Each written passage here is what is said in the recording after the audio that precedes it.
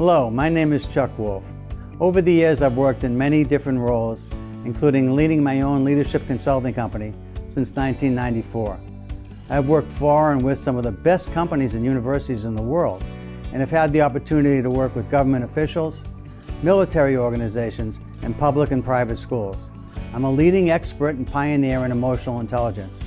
Since 2009, I have been a volunteer hosting a radio show I created called The Emotion Roadmap: Take the Wheel and Control How You Feel. I really enjoy making a difference in people's lives. The show is on award-winning community radio station WPKN in Bridgeport, Connecticut. In recent years, Simsbury Community Television has been sharing my shows on their station and on YouTube.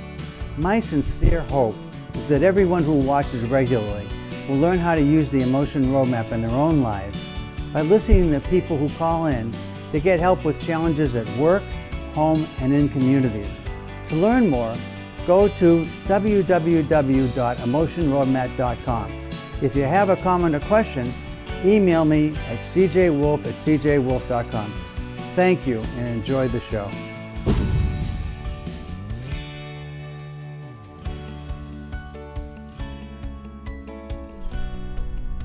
Hi, this is Chuck Wolf, and you're listening to the Emotion Roadmap: Take the Wheel and Control How You Feel. Pleasure to be back here with you.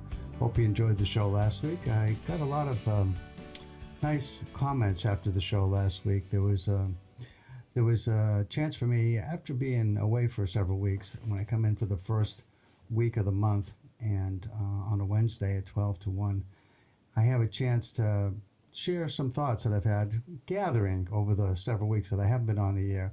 And then I like to share them when I come on. And I just want to try to touch base with what I think lots of us are concerned about, and try to talk about how we use emotional intelligence to kind of navigate the whitewater that we feel we're in lots of times.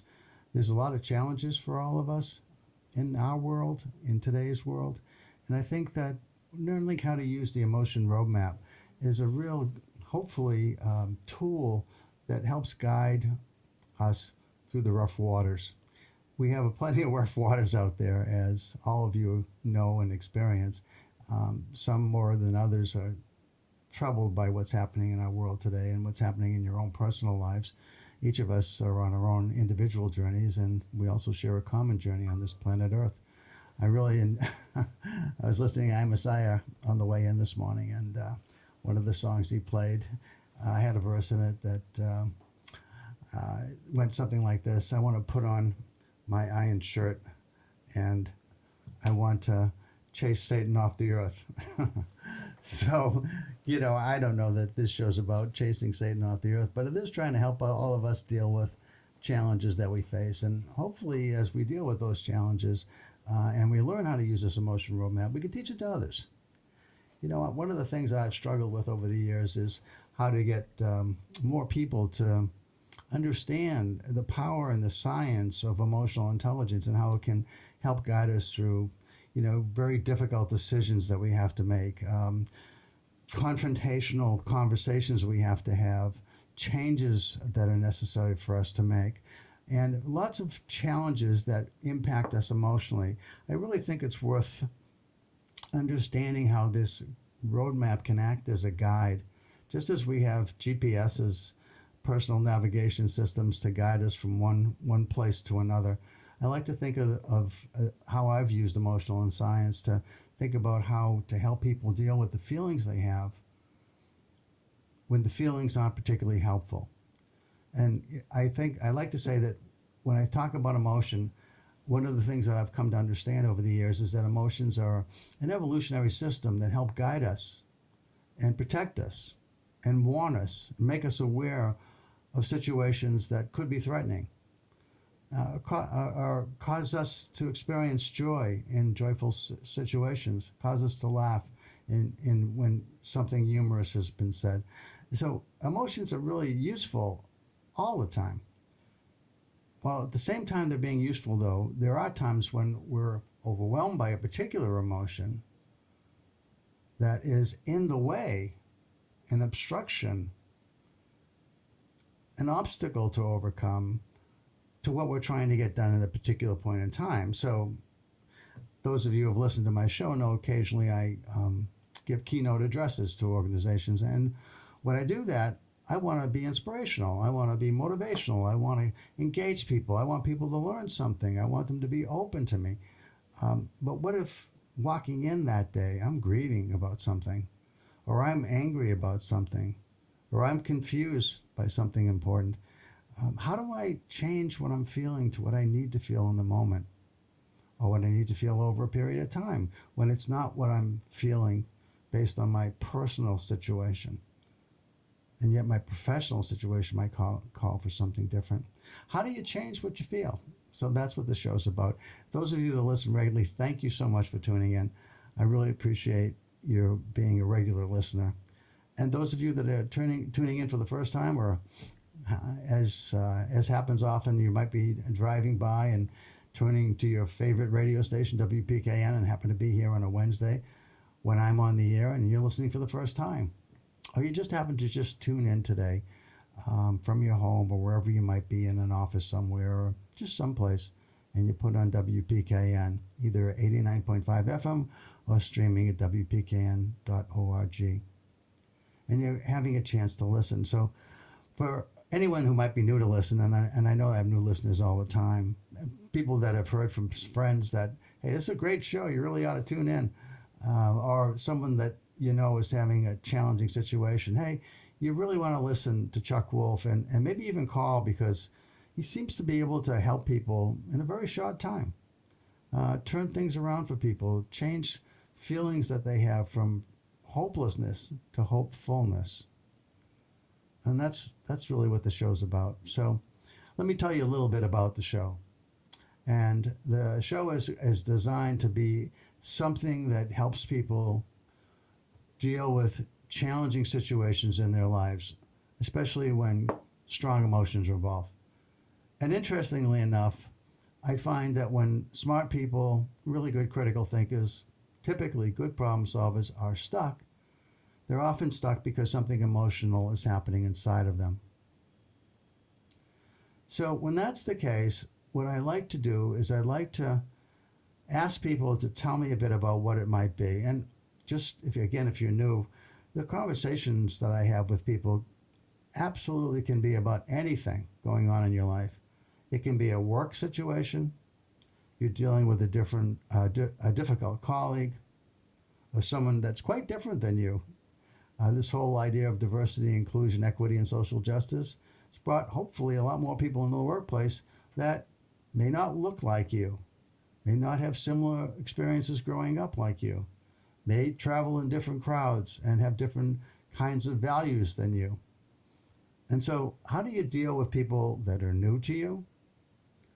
How do you deal with challenges with people that are difficult for you? Whether they're a colleague, somebody that works for you, or somebody you work for. How do you deal with those same kinds of situations in your home life, in your community, in the clubs you may belong to? Wherever it is that you're experiencing some challenges and you're uncertain how to proceed, that's grist for the mill, if you will. It's a reason to call, because what I try to do on the show is explain to people how the emotion roadmap works and take them through it with real life examples. And when I'm able to help somebody, one, it makes me feel good, and hopefully it makes you feel like you got the help you were looking for. And while we're conversing, while you and I are having a dialogue, talking about what's going on for you, anyone and everyone that's listening, hopefully, is beginning to understand more about how they can use the emotion roadmap in their life. So that's the purpose of the show. Now, lots of times, I will have a show that's oriented towards a particular topic. Last time I was in, I had a whole bunch of topics I wanted to talk about that I think are challenging for a lot of us. Genders and pronouns. Raising kids to be resilient. You know, this whole idea of a safe space, and is that really helping our kids deal with the adversity that they're going to face in life? Sometimes, yes. Often, though, I think we need to allow our children more often to feel and experience failure and learn from failure. Because that's how life works when it's working well, is we all make our mistakes. And when we can learn from our mistakes and don't make that same mistake, that's what I call, and many people call, growth. So how do we help each other to grow? That's partly what the show's about. So I wanted to talk some about that. I wanted to talk, again, I said about gender identification. It's challenging on a lot of fronts. A lot of people don't feel like what most of us were taught we were supposed to feel like when we were growing up. And how do we talk about that with each other when for many it's very confusing? And so my take on that, quite simply, is that I think if you are someone in my life that's important to me and I want to know what's important to you, I want to learn all of that information that relates to who you are and how you see yourself and how you identify about you. I can't learn all the terms and all the new things about everybody out there, but I can learn about the people that are in my circle, and I want to allow everybody as much as I can to be in my circle. That's another thing too, right? How do you make your circle more porous so you allow in more people and you reach out so everybody, as best you can, feels included? So the kind of ways I talk about topics, I try to be uplifting. I try to see sides when people take different sides, and I talked a bit about politics because, boy, do we see things differently about our politics these days. I used to be able to have a conversation with people about politics, and if I thought you were smart and you thought I was smart, and we listened to each other, we might come away a little bit changed because we learned something that was important to learn from someone who we respect and really value. That's really hard to do these days, I find, for lots of reasons. And if you think those topics are of interest, I encourage you to go to SoundCloud and look up Emotion Roadmap. It's up there. I put that up there just yesterday. I posted last week's show. Or you can also look for some of my favorite shows I put up on what's called the Public Radio Exchange. So if you put PRX in or Public Radio Exchange into Google, you should be able to find it, and then you type in Emotion Roadmap, and again, it's my most recent show. And I encourage you to go back and listen to that if you think you might be intrigued by any of that conversation or topics that I addressed. And today I actually have a topic I'd like to bring up and tell you a little bit about. I don't read a lot of magazines, but I do really like something called Harvard Business Review. It's, if it sounds Harvard, it sounds like it's way maybe too intellectual for a lot of people, but this Harvard Business Review is written for executives in the workplace. So while it has some information that relates to research and can be very technical at times, a lot of the articles are really pretty straightforward. Like I was just reading one yesterday that it was about a case study about should a company, theoretical company, continue to do business in Russia? Because a lot of companies, as you're well aware, well, you may not be, but if you weren't, you will be now, there are a lot of companies that are pulling back out of Russia because of what's happening in Ukraine. But then the challenge is that when you're a company, and this is why Harvard Business Review is so interesting to me, is like if I pull back because everybody that I talk to in my circles that don't work for me or don't work in my company say, you really shouldn't be doing business with those people. They shouldn't have invaded. And a lot of people have that opinion. Not everyone. But so you think, okay, it's the right thing to do maybe. Maybe you think it's morally correct. But what about the people that work for you? What about all the people that have spent their time and their money learning about how to do business in Russia, that are in Russia, that work there, that are part of your company? What do you do about them?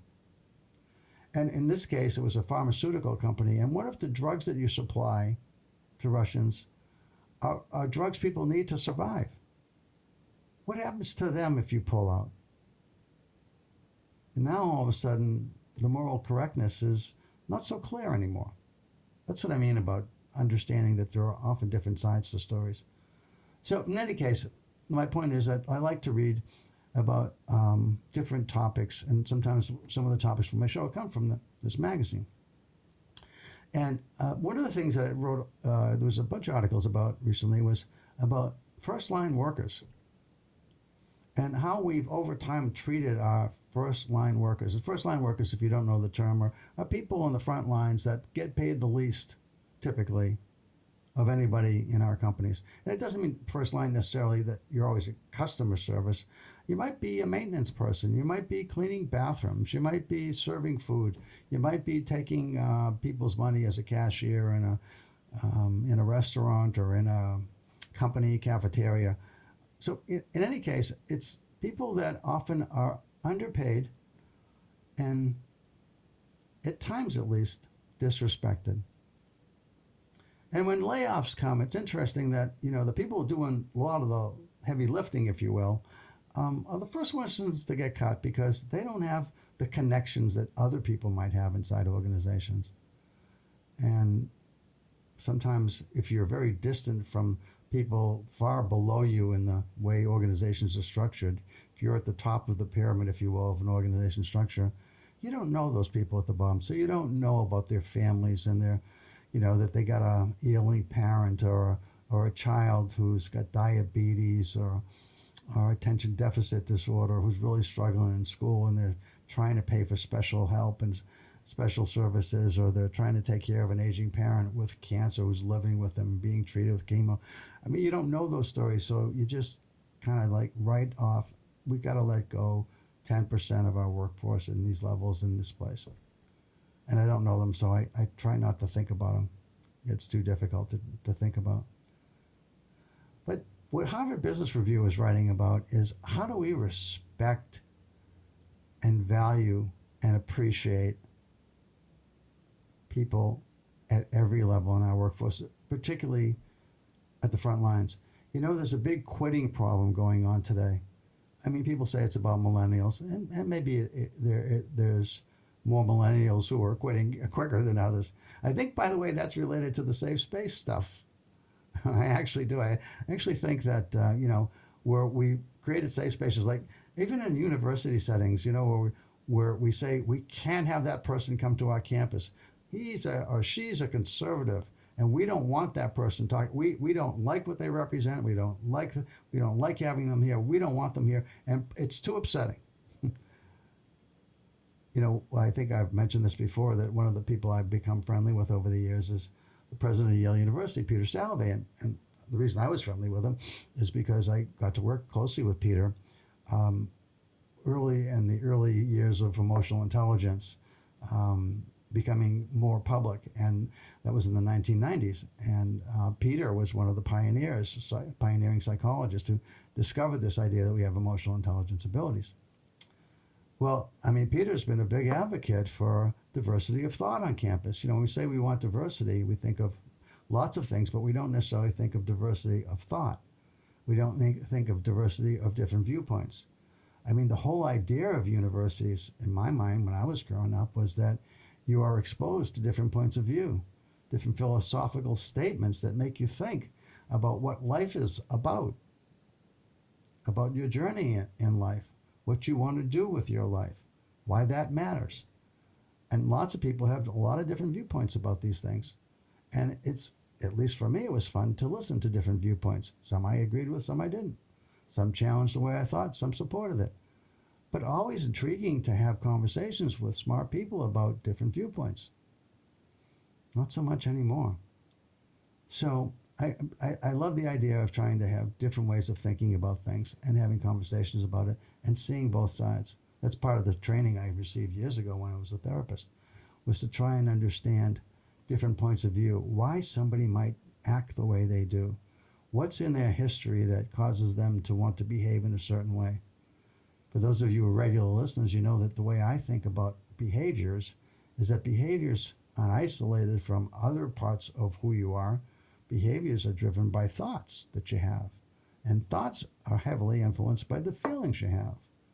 That's why I think real sustainable behavior change, when you want to make behavior change, has to relate all the way back to the thoughts that you have before you engage in the behavior that's problematic. And where are those thoughts coming from? Well, they're often coming from feelings embedded in you that have been there a long time. But I think all that is sort of the history of where these things come from. And while, if you're, again, a regular listener, you've heard me say, I believe in learning from history, from understanding our histories or other people's histories that we're dealing with, and where behaviors originate from. But what I find is most important is that we don't dwell there, we don't ruminate there, but that we move forward and we look to move past where we've been to where we want to go, with the hope that where we want to go is the best possible version of ourselves. So with that in mind, I want to encourage people, if you would today, to call in. If you've got something that you want to talk to me about that's a problem in a family or a community or in your workplace, and you've got something really that you've been waiting to talk to me about, please call in about that. And the number is 203-336-9756. 203-336-9756. But also, if there's not somebody that's got a burning desire to talk to me about a problem that they're facing right now, I'd appreciate anyone that's listening to share with me what it means for you to be respected in the workplace. When have you felt respected in the workplace? When have you respected others in the workplace? When have you made that effort? And what have been the benefits?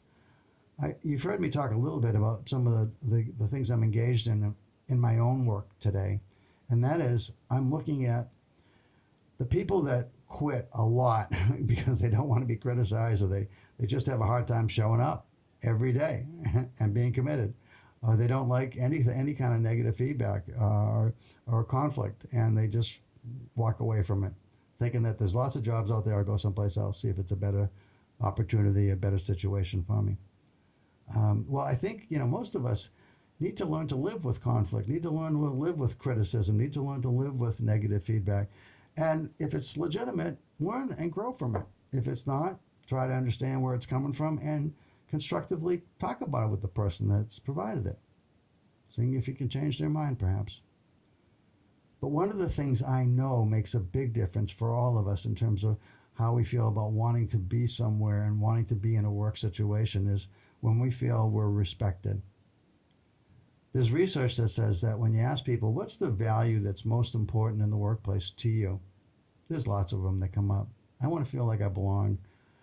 I want to feel appreciated. But the one that shows up the most often is respect. So I look at all of you that listen to my show as kind of a group of people that are kind of a random selection of people who might like my show, or who just tuned in perhaps, who find it interesting and want to share a little bit of their journey and what they think and what they believe. And the topic for me today is around respect. So if you've got something that you think you can share about what it meant for you or means to you, if you're still working, or I know a lot of retired people listen to the show too. If you haven't been working for a while, but you can remember what caused you to feel respected in the workplace. What did you do to respect others? What did people do for you that made you feel respected? I would like to learn from you what's important to you, because I'm going to be sharing what I learned with other people in the professional work that I do. But I also want everybody listening to learn from that as well, because many people are still working now. And I'm sure it resonates with you as it does with many, that feeling respected is a key part of why people want to stay in a workplace and why people don't leave when the first bit of criticism shows up or negative feedback. So I'll give you a moment to think about that. What causes you to feel respect in the workplace? What does it take? I'll share with you some of the things that I read about Harvard Business Review, some of the things I think myself, but I'd really like to hear from you. So it's 203-336-9756. 203-336-9756.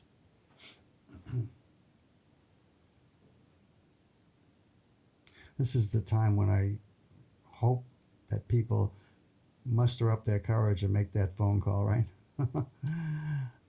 It's sometimes hard, I know, to talk on the radio, and you don't know if your input is valuable or not. Folks, anything you've got to say is valuable because it's what's important to you. So again, 203-336-9756. If I don't get a call quick, I will share a little bit about what I've learned from my own experiences in the workplace.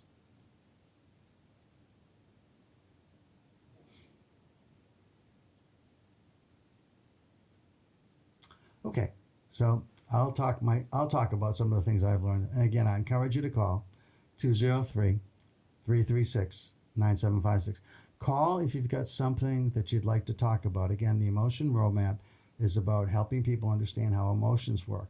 So when talking about respect, feeling respected is an emotion. And so that's why I want to talk about that. And I want to talk about it in a general way so that people learn about that. But the conversations I have with you as an individual about something going on for you that you feel is important to you, and you're confused or you're uncertain or you're stuck in a place in your life that's where something is happening that you want to move forward on, but you're unable, give me a call and see if the emotion roadmap and I can be helpful to you. 203-336-9756. And I want to point out that I'm on the air on the first and second Wednesdays of each month, and I'm on for an hour or 55 minutes at a time. So I'm on from 12 to 12:55 or 1 o'clock. So I've got some time to talk with you now. So if you want to call, this is the best time to call. I know sometimes people are thinking, geez, I wonder if I should call. And I really encourage you to call early rather than right towards the end of the show when I feel like I got to rush and I can't really help you. So again, one more time, 203-336-9756. Neil Young has a song about it might have been, or it goes something along, things might have been if only I, well, don't go away singing it might have been. Take the number, make the call if you got something you want to talk about. I won't be on again until, I think actually the first week in June. I've got a really interesting interview with someone who's created the new emotional intelligence assessment, but that's my show. It's got to be somebody who's found another way, hopefully a more accurate way to measure our emotional abilities.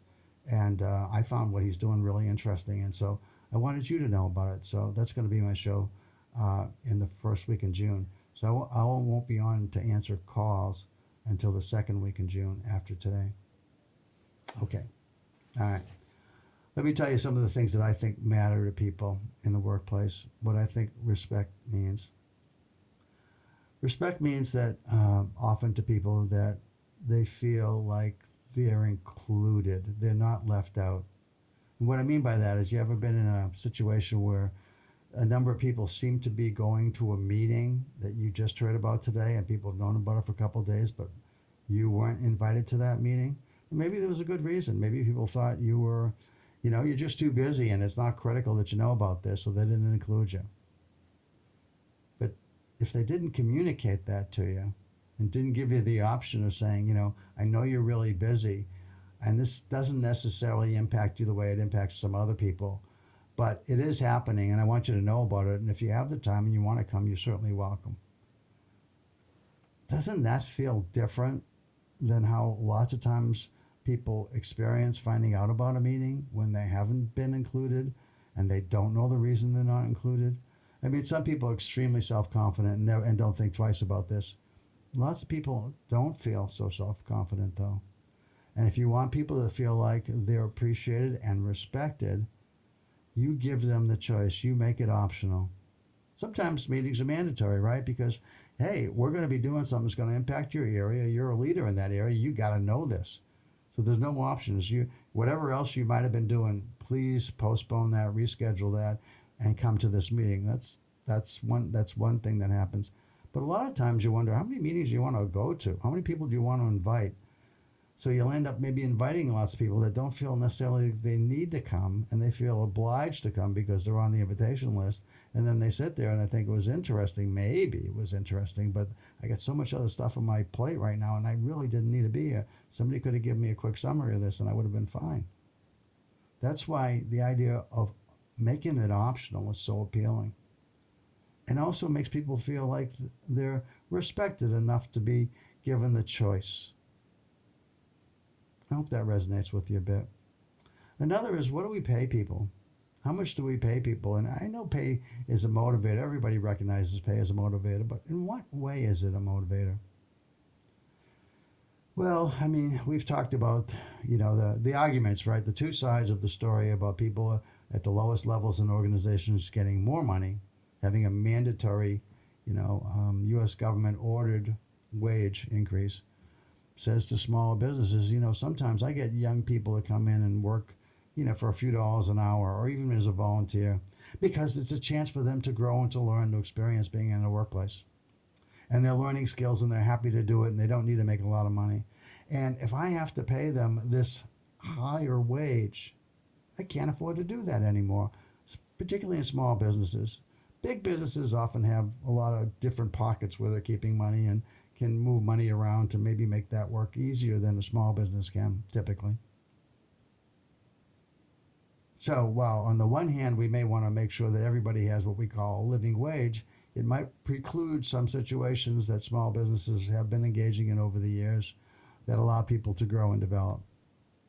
So while it sounds like it's a good thing to do, morally correct, if you will, what if nobody wants to do it because they just can't afford it, but they'd love to do it if they could do it for a few less dollars, and the people coming in and wanting to work for them don't care if it's $10 or $15 an hour. They're just happy to be there because it to them is something that they have a chance to experience what it's like to actually go to work. And we're talking about young kids first coming in, or people who have been home raising children, men or women today, who've been home raising children and now want to get back in the workplace, and it's been a long time. And they'd like to come in just to test the waters. No high level, high stakes circumstances. They just want to come in and just feel what it's like to get up in the morning and go to a place and meet people and be with people and have certain commitments and things that you have to get done that you're accountable for, and move on from there to bigger possible kinds of opportunities based on them feeling more comfortable getting acclimated again to a workplace setting. And of course, it's even trickier in these days where a lot of people don't even go into an office anymore because they're at home working. And then how do you get acclimated to work if you haven't been in a workplace and you're just starting from home? Obviously, very self-disciplined people that are extremely responsible, can learn that better than people who feel like, I kind of do what I'm doing sometimes because I know there's other people doing what they're doing. And when I'm looking around me and I feel like, hey, why am I feeling like I want to call a friend or look at something on my phone or my iPhone or Android, and I just, I worked for a few hours. I want to take a little break, but I'm looking around me. Nobody else is taking a break. So sometimes that reinforcement of the workplace culture influences how much you get done. Again, the very self-disciplined, the very organized, accountable, committed people, that's not so much a problem for them. But a lot of people don't start that way.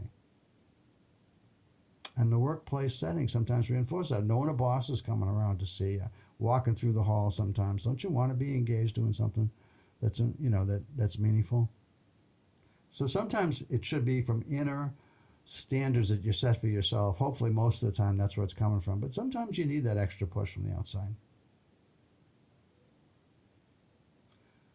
Again, the number to call if you're interested in sharing what you think is important about respect in the workplace, or if you've got a question or a challenging situation you want to relate to me and ask for some help with.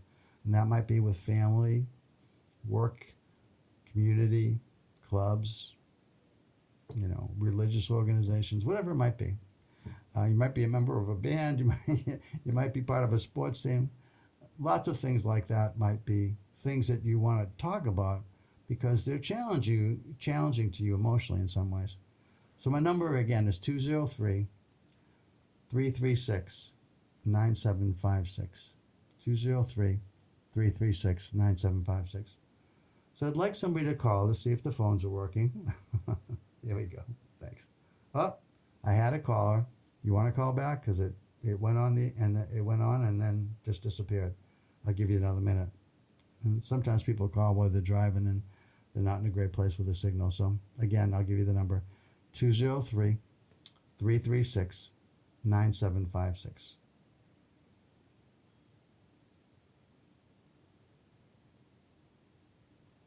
Okay. Well, I hope you get to a place where you can call and you can reach me if you wanted to talk. Hi, this is Chuck. You're on the air. Who am I talking to, please?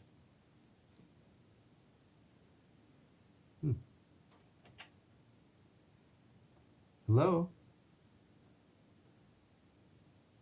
Sorry, I can't hear you. I'm here. I can Oh, hear you. okay, I got you now. Okay. How you doing? Okay, this is yeah, Norman. Hi, Norman. Thanks for calling in. Appreciate it. Yeah, I waited to see if that other person might call back, but they didn't. So Yeah, thanks I for the thought, call, Norman. I appreciate it. Yeah. yeah, I've got a challenging situation going on. Again, it's here where I live at this HUD-run facility. Hold on a second. Let me turn the radio down a little. Okay. Wait a minute. Wait a minute. Wait a minute. Okay, good. Now I'm okay. Yep. Uh, I yeah, challenging situation by all means. In the past, they're asking everybody to take things off the walls outside the apartments and things like that. Yep. And I've been doing it, and I don't know. Then I had a confrontation with this neighbor, who I thought he was my friend. Anyway, it turns out that what occurred is, and what I said to this guy, I don't know if I said it or not. I can remember out of anger, you say things, and I don't even remember if I did say something like this. I said I would punch him in the face. And Okay. Yeah, that honestly, sounds like it's out of anger. Yeah. Okay. yeah, because he the night before, I went down and saw them. He was sitting down in what is called the community room with the two other residents having pizza, and I was asking questions. Where'd you get your pizza? They had a big square pizza they bought from a grocery store, and in the community room there's a kitchen. And I said, "Oh, did you heat it up in the oven here instead of up in your apartment?" And this fella, with his back to me, turns around real quick and yells out, "You asked too many effing questions." And I looked at him and I said, I didn't say anything. I was shocked Yeah. by what he said to me. I didn't expect, and I wasn't even talking to the fella. I was talking to the woman that was on one side of him. Yeah. And the next day, I see him in the hallway and I said, "Hey, can we talk? I'd like to, work this out. What happened, And he did not want to talk. And that just fueled my anger. I wanted to talk to him. He didn't want to talk. It was like hitting my head on the wall. Yeah. And I just got frustrated and angry and didn't know what to do. He wanted to get on the elevator. I stood between him and the elevator. And words came out, and this is when it was noted in this notice I got in my door about this lease violation, because you're not supposed to threaten verbally anyone in the building. Sure. And the thing is, out of anger, I said this, and I know why I said this. I do have a little anger in me, but I don't want to use it to hurt anybody. If I say something, I didn't hit him physically. Yeah. It was just the words, and now they're threatening to evict me. So I talked to these two nice women who work here, the administrator and the program coordinator. And the program coordinator gave me a great idea. She said, "Look, you got to take care of yourself, Norman. Forget about the other person. Just focus on yourself. And here's this number." She gave me the number to call this Silver Hill Hospital. They have a program over there that can help people in situations like this, in which I did. I called, and they did call me back this morning. And she said, "Well, I'm going to have to talk to the doctor and psychiatrist. This is what they want me to do, because I have a slight anger management, I suppose, that comes out from my background, growing up in Brooklyn with the macho people, and so this is the first time this has ever happened.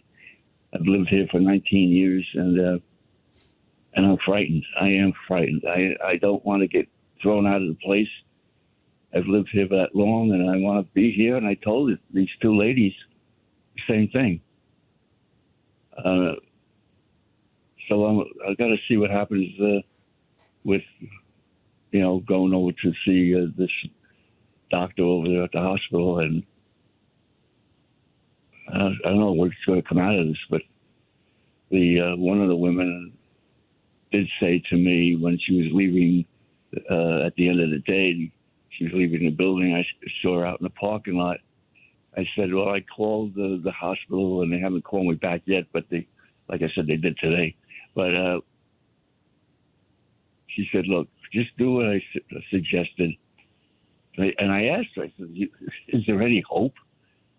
She says, there's hope if you just do what I say. So I did. Okay. So I don't know. I'm still in a quandary. I don't know what's going to be happening in the future here. Because this is it's a government-run building with these rules and regulations. It just changes your whole life. For me, it's a lesson to be learned, I guess. But it's tough. It's bringing me down a little bit, Sure. Physically, emotionally. Right. I see this fellow in the hall. He lives right next to me practically. And the women said, look, you could say something to him, but don't say anything else but hello or whatever. So I saw him a couple of times already, and I said hi. And he responded. But, that's it. I mean, here's a man who I've had over at my apartment for dinner. Him and a friend of his were with me. We would go out. We did things, and I feel like betrayed in a sense. Yeah. A friendship. I never had anything happen like this. I'm in this late stage of my life. I really don't need to go around to seeing psychiatrists and doctors. I mean, I know what I need. I understand what happened and why I did it, but now I'm forced, in other words, to go to a doctor and get myself analyzed again. I hear you. So Norman, let me, first of all, I'm sorry that happened to you, and Well, thanks. yeah, and that the woman that is the program administrator, or whichever woman of the two you talked to suggested this, I think is giving you her best advice and saying that if she's going to be an advocate for you, which it sounds like she might be, is look, I told him he needs to do this. He did it right away. So I don't think it's appropriate to let somebody go like this under that circumstance. I mean, something happens. People get angry. People say things or do things they shouldn't. Never been a problem before, et cetera, et cetera. And so I think she's in your corner, and it sounds like she's got a plan to help you out. I think the thing that you want to deal with, emotionally, and this is the emotion roadmap part of this conversation, is to let go of the feeling of, I'm angry also about having to go to see a psychiatrist now, because that's part of what's going on for you. Yeah. Right. And so if you want to feel something different about that, what could it be? I mean, in other words, if this hospital calls you back and they want to evaluate you, because I think you want to just understand first a little bit about what's going to happen when you go. I mean, you're coming in with an event that, I'm hearing your side of it. I don't know what happened and why people felt like they gotta get you out of there. I mean, in other words, this is just one point of view about what that circumstance and situation was. Maybe they saw something else that they worried about in what you did or said at that time. I don't know. But No. what I can say, Norman, is if you go in with an attitude about I shouldn't have to be here, Yeah. you hurt your chances of what they're Yeah. going to No. say about you, right? Uh-huh. Yeah. I understand that. You know, So I have, I have, I have a good understanding of what happened, yeah, and why I have to go to the hospital. But it's just this hanging over my head, this eviction possibility, which is, that scares me. and so if you want to be, it scares you, and if you heard me talking earlier in the show, emotions are like they're alert systems. It should scare Uh-huh. you. It should scare you. You should be scared. But the question is, Yeah. if you're scared, you understand what's scaring you, then you want to know what you can do about it so you're not scared anymore. I, well, this is the first step that I did that I took by calling the hospital, and they respond, and they're going to call me back and Yeah. uh, make an appointment so I can go over there. And I think a lesson to be learned. That's what this is all about. Absolutely, yeah. There's no place for threatening to hit somebody in a place like Uh, that. And I and mean, yeah, go ahead. like I said, Chuck, I just I just didn't remember or recall saying that Okay. because of the anger. She blurted out, my mind was going sort of bonkers at that point, because I was so annoyed that he wouldn't talk to me, and that's something from the past in my life, anyway. I get it. Yeah, that's what I was saying. Sometimes these things are buried so deep and stuff inside of us, and then Yeah. boom, all of a sudden it comes out. And now what other people are scared about, Norman, is that it might come out again. Only it might escalate. They don't know. They don't know what's going Uh, on inside of you. yeah, yeah. Well, I could see why. Him not wanting to talk to me is. I can understand that. As I was talking to you, every time I talk to you, Chuck, uh, an answer comes to me. And just now, an answer came to me when I was young, and I wanted to talk to my mom. My dad was never around. She would always tell me to shut up. That Yeah. was, and that was the big joke. My middle name was Shut Up. You know. Okay. So, and I guess from that, God, it just resonated out of my mouth. You So, know, yeah, so maybe people that enjoy having somebody around that likes to talk, likes to ask questions, likes to learn about other people. There's yeah, certain people that respond well to that. Some others may not, and that's who you are. So you kind of pick who's going to be comfortable with that. But I think that the feeling of betrayal that you talked about, because this was a guy that you kind of hung out with. It sounds like a little bit, and yeah. you weren't even talking to him. But something, By the way, Norman, I gotta believe that something else was happening with him that day that caused him to Yeah, react that way, right? So exactly. Well, this might help. He had a stroke, and before he moved in here, and so he can't operate his left or right hand. He plays guitar, and he can't play the guitar anymore, yeah. and he kind of slurs his words. So I can understand the guy is struggling with that. But yeah, like you said, I don't know what else was going on with him. At that point when this all started. So just so you understand, I sometimes when I'm talking about emotion roadmap, the idea of getting from one emotion to another, the toughest one is betrayal. When you feel betrayed, that's the most hurtful of all the emotions, I think, at least for many people. Yeah, And so feeling betrayed and then just getting really angry, the guy won't even talk to you about it. Is like, okay, so now you get your anger spikes, and you said something mm, that you shouldn't have. I don't even remember saying it. So that's a little out of control, and that's why it was scary to other people, and that's why they said, I don't know if it's going to go past that. We got a real problem here. Do we prevent it by asking or making sure Norman doesn't get to stay? And that's at least what an administrator has to at least ask themselves. about the circumstance.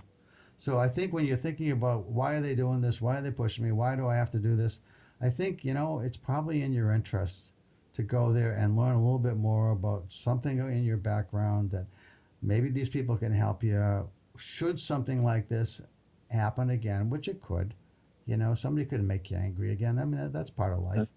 What do you do different? And that's, by the way, the emotion roadmap can help with that too, Norman. It's like, should something happen that spikes for me, that's causing me to want to say something, pretty outrageous, what I like to tell people is prepare a script in your head for when that moment comes up. What do you want to say that's going to take you back down a different path that's going to help you walk away? What do you want to say to yourself? And think about that really hard. So when you go talk to these people at the hospital, eventually when that happens, tell them you've been thinking about it. And this is what I'm thinking about saying to myself, should I ever get that angry again? Because I can't promise I'm never going to get angry again. We all get angry. Yeah, yeah. But I can promise I'm going to manage it better. That's what you can say. I hear what you're saying, Chuck. It's for me, it's like recognizing these trigger points that set me off. Exactly. And having a response prepared. When the trigger point happens, know what you're going to say to yourself. Really think hard about that, Norman, because what I find when people are trying to do this, I do it myself. I mean, there's certain things behaviors I don't like about myself that sometimes I engage in. And what's the conversation? And I keep working at it. And some of them I've gotten really good at. Some others not so much. But you keep wanting to reframe the conversation until you feel like, yeah, I got it now. Right. Now, yeah, it's like, it's almost like stepping back instead of, progressing. I'm regressing in a way.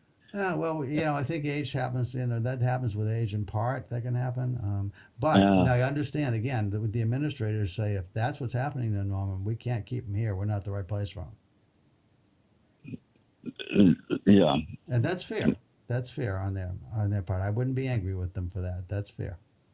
You don't want to. I mean, you don't want to have to deal with that. So you got to get control. That's what's critical. And you want the people at the hospital to say that Norman has some challenges, but he's got it under control, so that nobody feels the need to have to, take any other steps. Right. Well, the thing that really bugs me is that the person that I had the altercation with didn't report this. Two people overheard from inside their apartments us having the argument out in the hallway. And they reported it. And they said they heard me say, I'm going to punch you in the face. Now, I must have been screaming loud, and I hope they heard correctly what they said. I could have said something else. I don't know. That's the whole. And this man never really. I don't even know if he actually said this to the administrator that I actually said this. Now, there's a lot of questions, and they don't want to say who the people are who overheard this. Norman, again, put yourself in the shoes of, first of all, the people in the apartment hearing some people arguing outside their rooms really loudly. Whatever they heard scared them. And you can't, again, if you're running that building, you can't afford to have people worried about who else lives there, because they're going to not want to stay. And the building's going to get a bad reputation. Yeah, okay, I can understand that, but so you don't want to know who did that. You don't want to know because you don't want to be angry at somebody else. I mean, just if you're a woman sitting and living in there alone by herself, or whoever it might be, and she hears some men yelling at each other in the hallway, I'm going to call the administrator. I'm going to call him in a second. Yeah. So I wouldn't be mad at anybody, Norman. I think I think when you go to the hospital and you talk to these people, I wouldn't go down the road if they won't tell me who said that, because why do you need to know that? Well, what are you gonna do to them would be on my mind if you ask me that. Yeah. So you have to be really thoughtful when you go, Norman, and you want to get control over this. That's the bottom line. Is I think you got really good advice from the person who seems like she's an advocate for you. And then don't be mad about having to go. It's probably a good thing for you at this point because you don't know what's going on that caused you to do this, especially if you don't remember it. Well, I'm not mad about having to go. I just felt good when she told me this to go to the hospital, and I at that moment, I felt like somebody's on my side. Exactly. I'm getting a feeling of love, and understanding.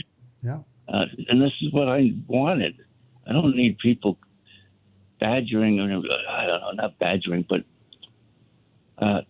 my life is not my life is not my life here. It's under control with this HUD rules and regulations. I don't know, but like I said, it's a lesson to be learned. And okay, well, I'm going to have to go because my show's about to cut me off the air. So, but Norman, listen, I think you got good advice if you can follow it. And also to talk about trying to get the rhetoric right, what the self talk's going to be when you do get triggered. And if they have some other ideas to help you manage, being angry, then listen to them, see what they and don't look to know what the other people. Don't even ask that question. That's not the right question. People get scared and you gave them real reasons to be scared, so it was an appropriate response in my mind. Yeah. No. Okay. I got to go, Norman. All right. But you take care. You too. Thank you very much. Thanks for calling. Bye bye. Hey, this has been listening to Chuck Wolf, the Emotion Roadmap, WPKN. Thanks, everybody.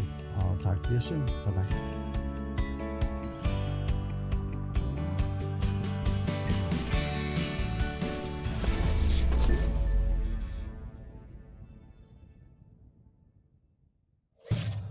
Funding for Simsbury Community Television is provided in part by contributions